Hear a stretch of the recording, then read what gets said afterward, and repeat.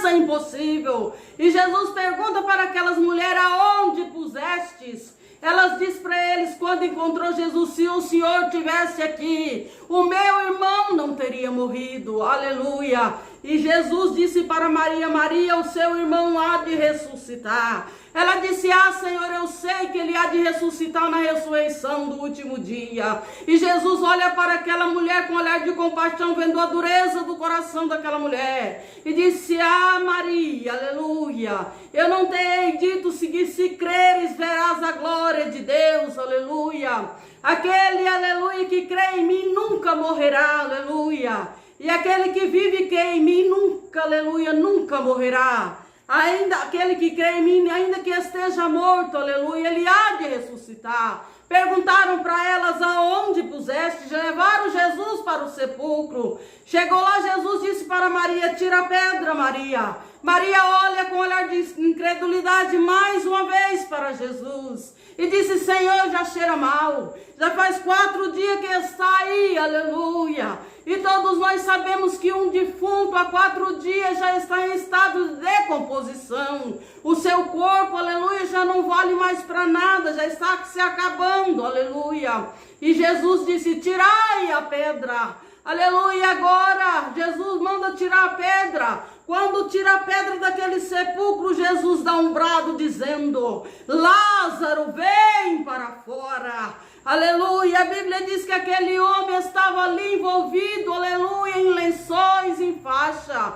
E ele saiu para fora. E Jesus disse: desatai-o e deixai-o ir, aleluia. Este é o Deus que nós servimos. Vale a pena servir a Deus. Vale a pena ser fiel ao Senhor. Vale a pena servir o Senhor com confiança. Vale a pena depositarmos a nossa confiança em Deus, aleluia. Porque só Ele é Deus em cima nos céus e embaixo na terra. Aleluia. E nesta noite Ele vem ao encontro das tuas necessidades. Assim como Ele falou para aquela mulher do fluxo de sangue, dizendo: aleluia, a tua fé te salvou. Vai em paz e ser curada deste teu mal. Jesus te diz a mesma coisa nesta noite. Basta você romper a multidão de problemas, aleluia, pela fé. Tocar em Jesus pela fé, aleluia, que Ele está pronto para te ouvir e te responder. Aleluia, que Deus vos abençoe com estas palavras em nome de Jesus.